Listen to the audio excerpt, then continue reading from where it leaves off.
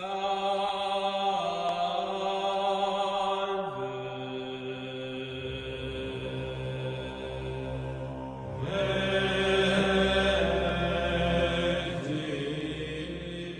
everybody, my name is Phillip Campbell, and I am coming to you on behalf of Catholic Family News with a series of lectures I'm going to be presenting on understanding the Crusades. I'm super excited to dig into this subject. The Crusades are always a topic of perennial fascination, I think, but also there's a lot of misunderstandings about the Crusades out there. Catholics often get beaten up about the Crusades, and so I think it behooves us to educate ourselves with a little bit of historical apologetics so we can understand what the Crusades were and what they weren't, and to speak intelligently about them if we are challenged on the Crusades by non-Catholics. But first, a little bit about myself. I am a Catholic educator and a writer specializing in the field of history. I've authored over 20 books on various aspects of Catholic history over the years.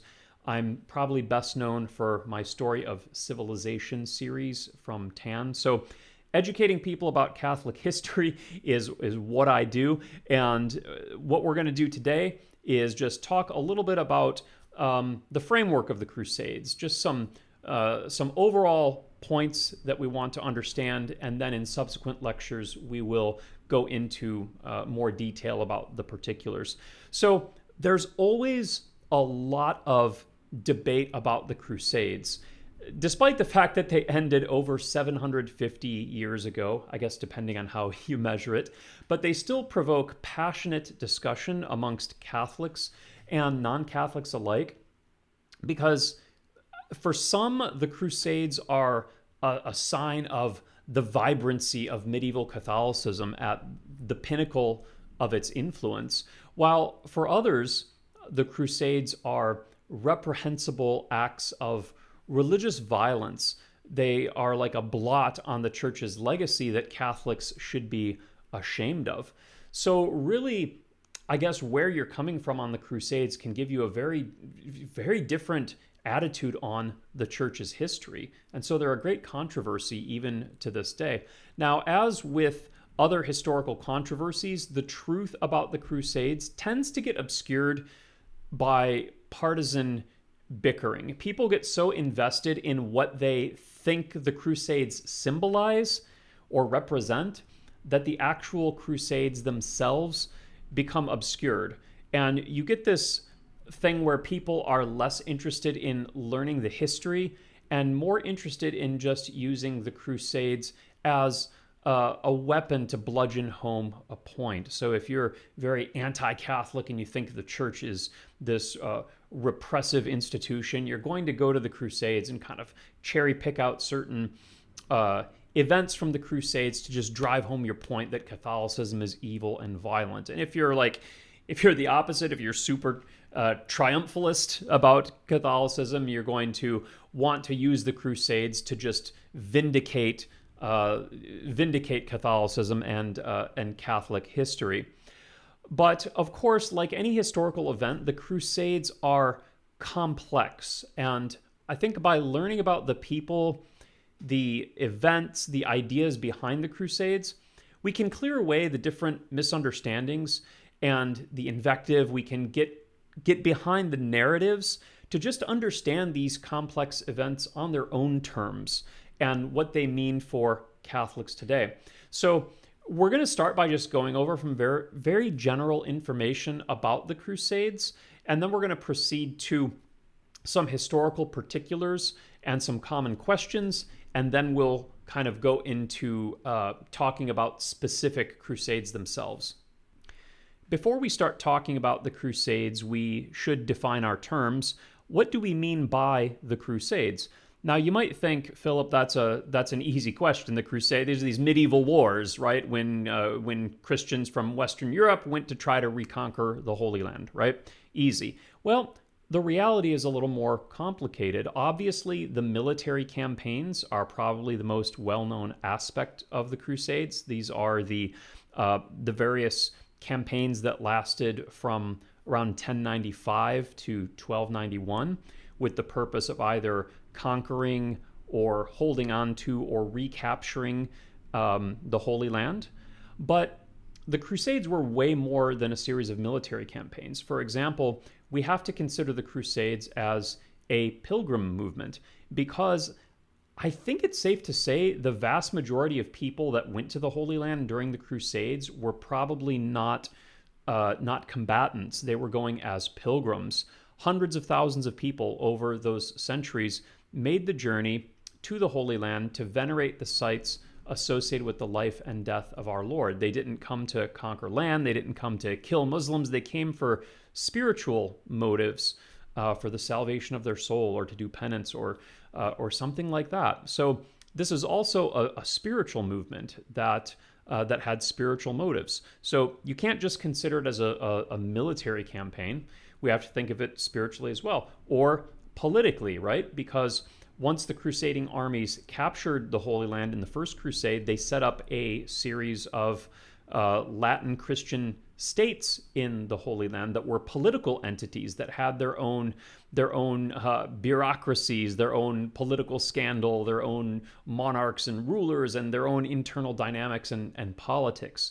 So the Crusades were also very political as well. And we can't ignore the cultural exchange of the Crusades either, because for several centuries, the Crusades created a Latin Christian outpost in Western Asia, which facilitated a huge exchange of goods and ideas from the interior of Asia, from places like China and India to Western Europe.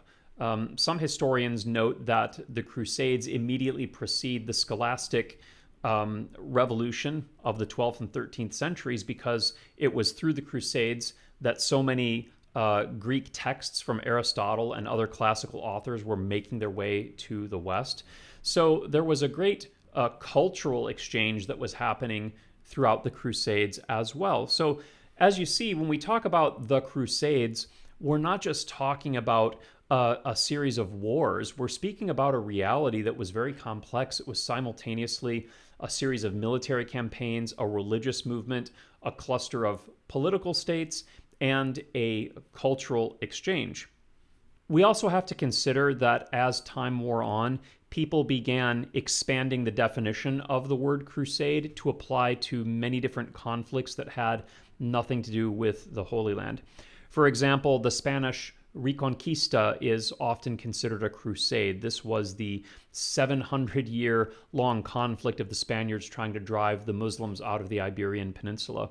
Historians will also speak of the Baltic Crusade. This was a series of wars in the 14th and 15th centuries where the Teutonic Knights made war against the pagans of the Baltic region, especially around Lithuania, attempting to Christianize this region and created ultimately a Teutonic order state up there. And then there are crusades against heretical groups. The most famous, of course, is the Albigensian Crusade in the 13th century, where the French nobility of northern France, with papal sanction, pursued a series of military conflicts against the Albigensian-held territories of southern France. So over church history, the phrase crusade has tended to become expanded to where it just means any military conflict of Catholics versus non-believers. And there's many more examples than the ones I gave. But that's not what most people mean when they talk about the Crusades. Most people, when they talk about the Crusades, they're talking specifically about the campaigns to reconquer the Holy Land in the 11th, 12th, and 13th centuries. So we are going to restrict our discussion to those Crusades. As interesting as the other stuff is, I think that's what most people mean when they talk about the Crusades, so that's where our focus is going to be. So let's talk a little bit about the etymology of the word crusade. Crusade comes from the medieval Latin cruciata, which is the past participle of the verb cruciare, which means to mark with a cross. And this was very literal. It signifies that a crusader was one who had been marked with a cross. Literally, like the pilgrims who went on crusade would receive a pilgrim cross that was either of fabric or sometimes of metal, and it would be affixed to their shoulder. And if you look at medieval art depicting Crusader pilgrims, sometimes you can see them wearing a cloak with a cross sewn on their shoulder. We also know that the military orders, like the Templars and the Hospitallers, etc., they would have crosses as part of their insignia. And so bearing the cross was a very specific symbol of being a crusader. It symbolized one's obligation to adhere to Jesus Christ's admonition to take up your cross and follow me. Now, the cross would be received during a formal ceremony where the would-be pilgrim would swear a vow in the presence of a minister, often a bishop. They would swear a vow to go on crusade, and going on crusade was called taking up the cross. Papal documents of the time also refer to the crusade as the passagium. That is the passage over seas. Forgive me if I'm butchering the Latin. My specialty is in history, not in Latin. But passagium refers to the passage over seas. So to go on crusades was to make the passage, right? The passage over seas. And the Crusader states at the time were simply known by the name Outremer, which is a French word that means overseas. So you're making the passage overseas to take up the cross. That's how people spoke of the Crusades. And I think it's neat that this religious symbolism and transcendent meaning still survives today in the terminology that we use to speak of crusading. So who went on the Crusades and where did they come from? Well, I mean, loosely speaking, the answer is everybody. They came from everywhere and from every rank of society. Now, obviously, the military expeditions of the Crusades were undertaken by military men. These are going to be powerful lords and the knights in their service, their foot soldiers. In the First Crusade, the leaders were all lords of the Franco-Norman nobility. And then in later crusades, like the Third and the Seventh, they're going to be undertaken by kings who play a prominent role. The Third Crusade is sometimes known as the King's Crusade because it was led by three kings: Frederick Barbarossa of the Holy Roman Empire, Richard the Lionheart of England, and Philip Augustus of France.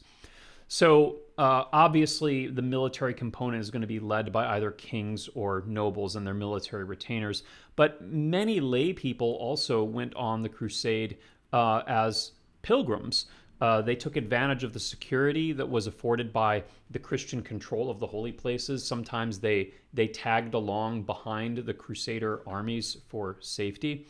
This was particularly the case in the First Crusade, where there was a mob of around 20,000 lay people, men, women, and children, who followed in the wake of the crusading army. Most of them would not make it to the Holy Land, but it's just an example of how these crusading armies often had huge lay contingents of people that were coming along with them. You also had clergy and religious who would go on crusade. Every military expedition of the Crusades contained clergy who were there to minister to the soldiers, serve as personal chaplains to notable lords. Priests would sometimes accompany lay pilgrims for their spiritual needs. We know of crusading armies being accompanied by energetic preachers, sometimes hermits.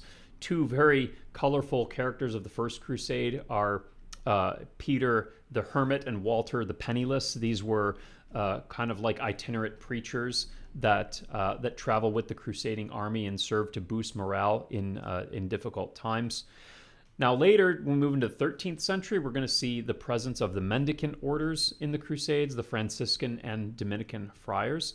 Remember that Francis of Assisi famously journeyed to Egypt during the 7th Crusade to attempt to convert the Sultan. And some of these clergy would end up becoming bishops in the Crusader states as well. The Latin bishops of Jerusalem were generally chosen from the ranks of the crusading clergy. So where did all these people come from? I said they came from everywhere, and I think that's accurate, but it varied over time. In the First Crusade, for example, most of the soldiers were were Franco-Norman, because many of them came from Normandy in northern France. The Third Crusade, by contrast, saw soldiers from Germany and England taking the field. The Fourth Crusade was dominated by the Italian city-state of Venice. And the final crusade, the Ninth Crusade, which is also known as King Edward's Crusade, was almost exclusively undertaken by the English. So over time, you have pretty much crusaders coming from every part of Christendom. The origins of the lay pilgrims are even more diverse, literally from every corner of the Christian world. And the travel of pilgrims to the Holy Land is very well attested in medieval literature, but archaeology suggests the pilgrims came from even further abroad, because pilgrims that went to Jerusalem would obtain little pilgrim badges, like little pendants that could be worn on their clothing as a sign that they had made the pilgrimage. And these pilgrim badges have been found as far away as Poland and the Baltic coast, which is pretty much as far away in Christendom as you can get from the Holy Land. So this suggests that pilgrimage to Jerusalem during the Crusades was pretty much a universal part of Christian life in the High Middle Ages, and pilgrims came from everywhere, from as far away as the Baltic to Ireland, to come to the Holy Land and venerate the sites associated with the life and death of our Lord. So that's just some general information on the basics of the Crusades, where people came from, why they went on crusade, their various spiritual or political or military motivations.